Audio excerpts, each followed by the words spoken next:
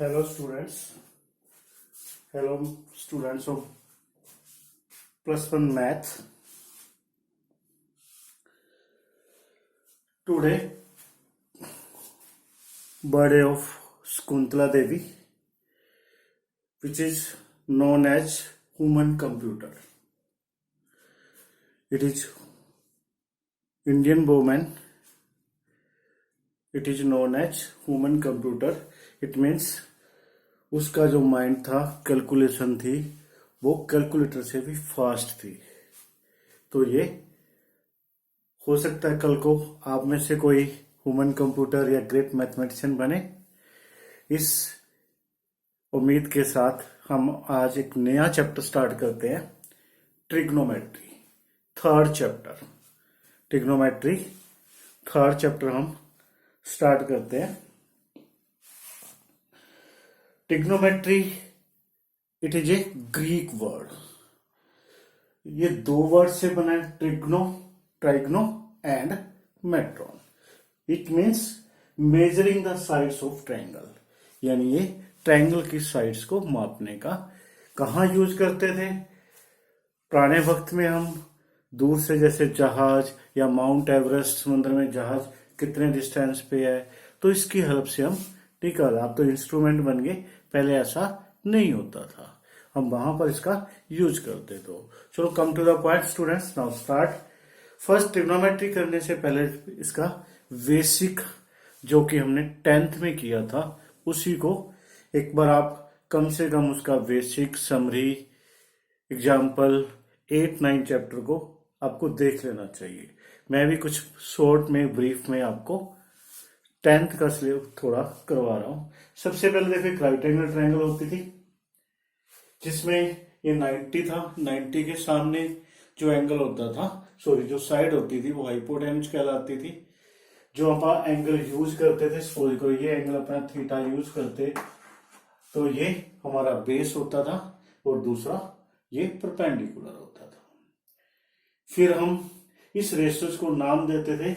Ratios को learn रखने के लिए हमारे पास ये चीज है, PVP HHB। हमने इसको एक नया नाम दिया, पाकिस्तान भूखा प्यासा जो है भी, हिंदुस्तान हरा भरा।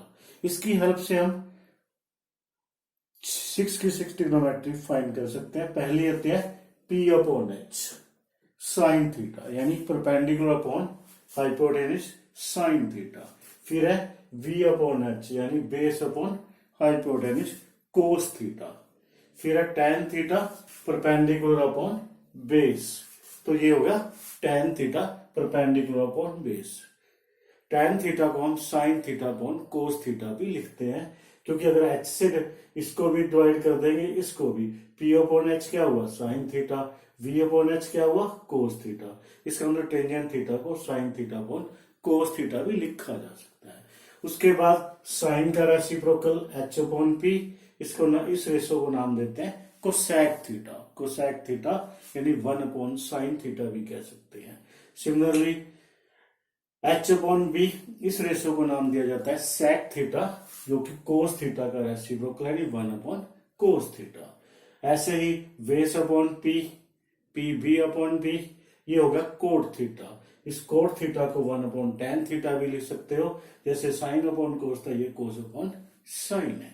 ये थे आपके 6 ट्रिग्नोमेट्री रेशियो। उसके बाद आपके एक कॉम्प्लीमेंट्री एंगल्स थे, जो फर्स्ट क्वाड्रेंट में ही होते थे, किंतु यहाँ पर आप चारों क्वाड्रेंट में पढ़ोगे।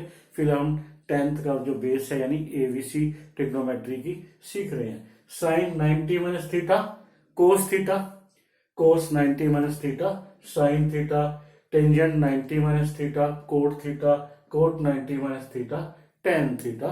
Similarly sec 90 - theta, cosec theta, cosec 90 - theta, sec theta.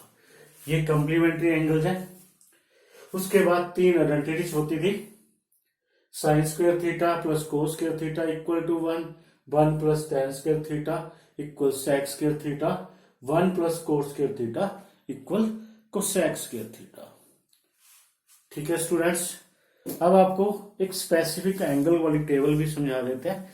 उसके बाद हम +1 के सिलेबस पे आएंगे, क्योंकि बेसिक जरूरी था। क्योंकि बेस अगर स्ट्रांग होगा तभी हम अच्छा कर पाएंगे। अब हम स्पेसिफिक एंगल्स के बारे में, जो टेबल 10th में लर्न की जाती है, दोबारा से उसको रिपीट करते हैं।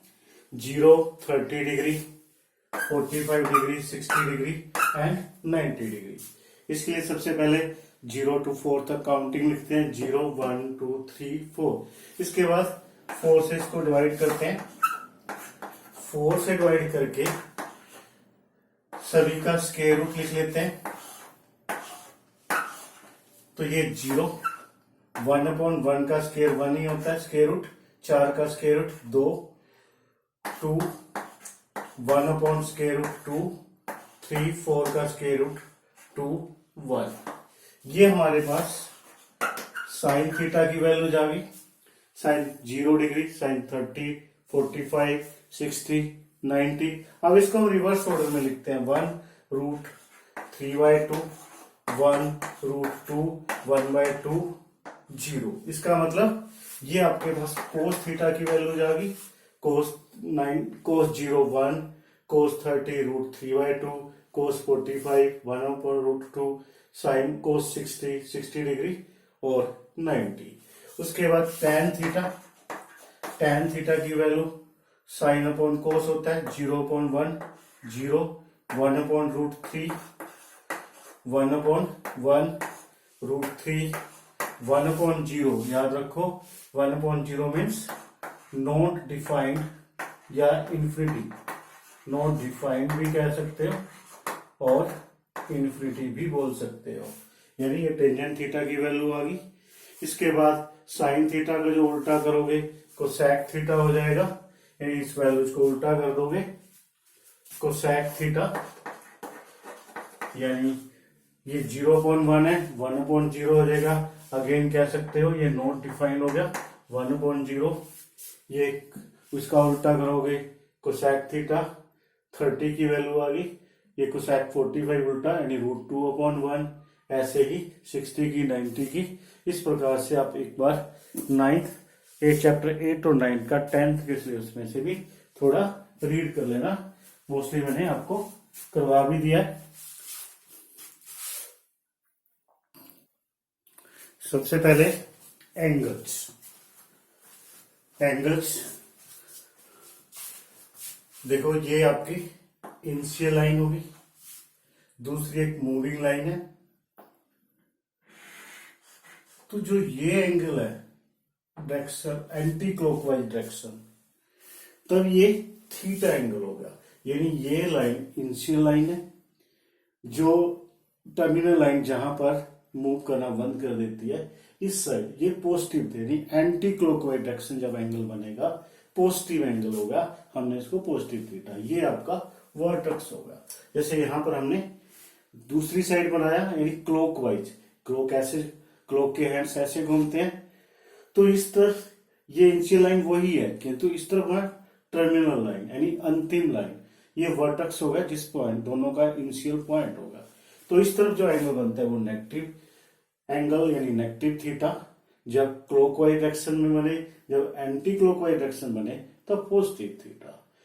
या जब ये लाइन जैसे मूव कर रही थी, मूव करती करती, जैसे यहाँ पे ओ भी था, दूसरी लाइन सपोज करो ओ भी थी, तो ये मूव करती करती मूव कर रही थी, यहां तक द्वारा इसी पे आ गई, जैसा कि हमने यहाँ शो किया था।